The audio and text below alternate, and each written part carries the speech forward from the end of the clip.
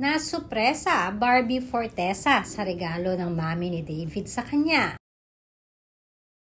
Trending at usap-usapan nga ang tambalan barda ngayon sa mundo ng social media.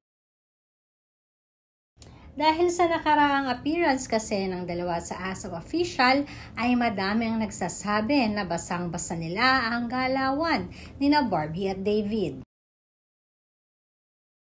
Halata kasi di umano sa mga kilos ng dalawa na natural ang kanilang kilig para sa isa't isa.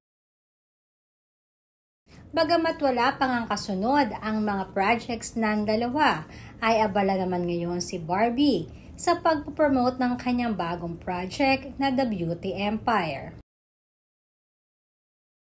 Samantalang isang nakakakilig naman na balita ang nakarating sa amin.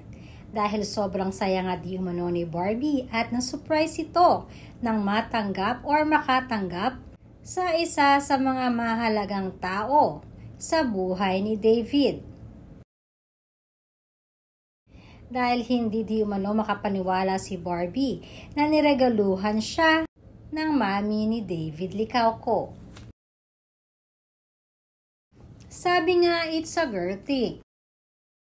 Dahil ipinag-shopping di umano ng mami ni David si Barbie ng mga damit.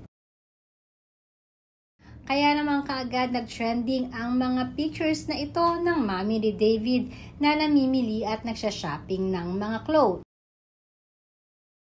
At kung ating mapapansin, ang mga damit na ito ay suot na Barbie sa kanyang mga mall shows at mga TV appearances.